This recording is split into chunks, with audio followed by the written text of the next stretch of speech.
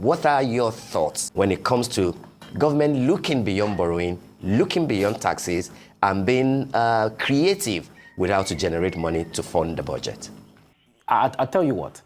Lagos is a city of about 18 to 20 million people, occupying 30,527 square meters, I think, which is the smallest landmass in Nigeria. It has a GDP of over $4,500 compared to the per capita of Nigeria of about $2,520. The question now becomes, of the 6 different ports in Nigeria, Warri, Onne, Calabar. Calabar, by the way, was the first deep sea port in Nigeria because Calabar was the first federal capital of Nigeria. Apapa, Tinkan, how many of them are operational? How many of them are operational today?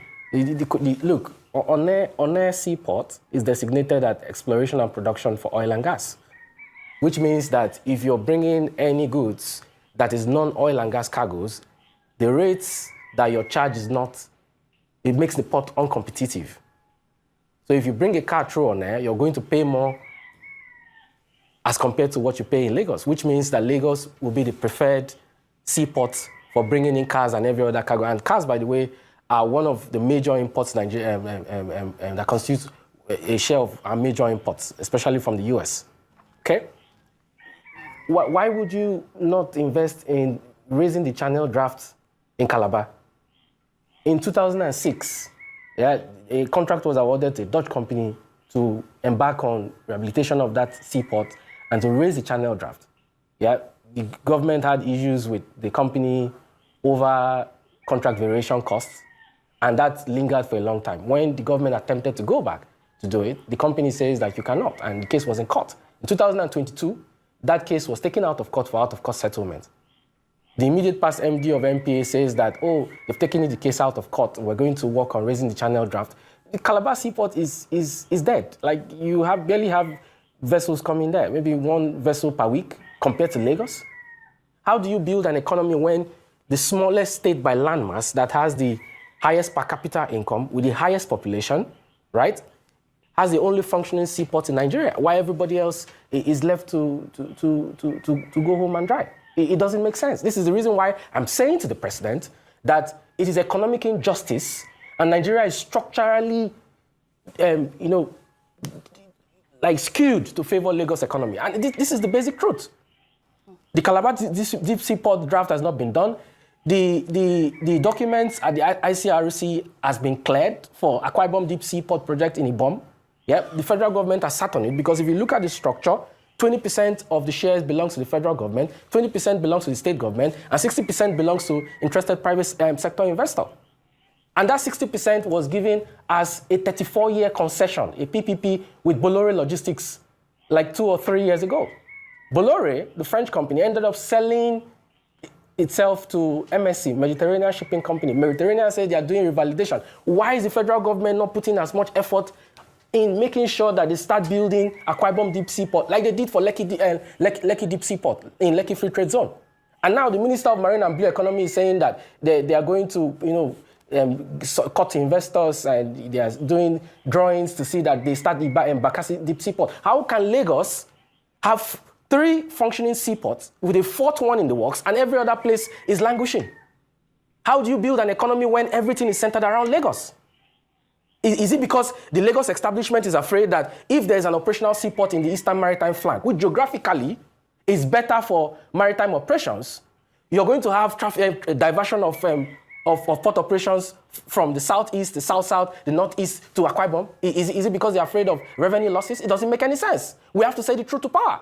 We have to say the truth to power. And thank you for doing that as well. Now, why do you believe that this has been so difficult to achieve?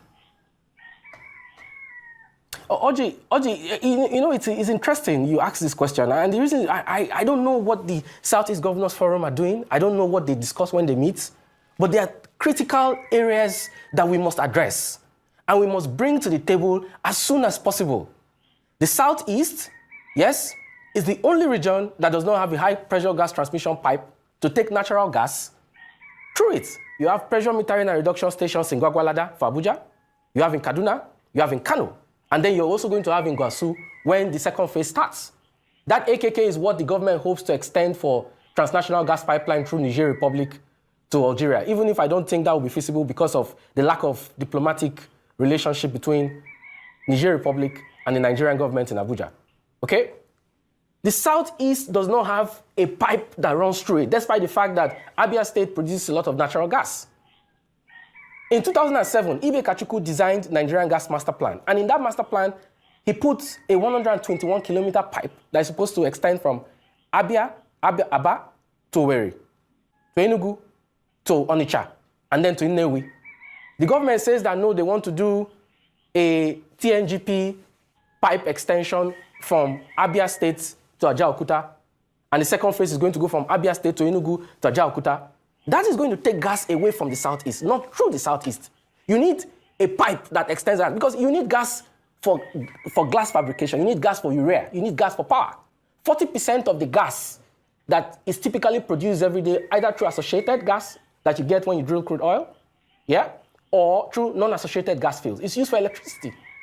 So how do you want to increase generation and increase feedstock to the Gencos in the Southeast if you don't build a high-pressure transmission pipe? Whose responsibility is it to make sure that this happens? It's the Nigerian Gas Infrastructure Company, which is a subsidiary of the NNPC Group. So my question to the management of NNPC is, why have they refused to commission FID for gas pipes to the Southeast? Why have the Southeast Governors Forum not gotten into a meeting with the president to ask him why the region does not have a gas pipe that runs through it? What exactly is wrong that it seems that there is like a calculated power share between the Northwest and the Southwest, and until every other region in Nigeria gets permission from the Northwest and the Southwest, nothing happens in their region? It doesn't make any sense. How can Mr. President be talking about renewed hope and economic transformation and increase in the per capita income of Nigerians and prosperity for Nigerians, about building a $1 trillion economy, when everything is centered around Lagos? Somebody imports a 40-foot container from Guangzhou to Lagos, and it will cost him 5 or 6 million naira to truck it to Aba.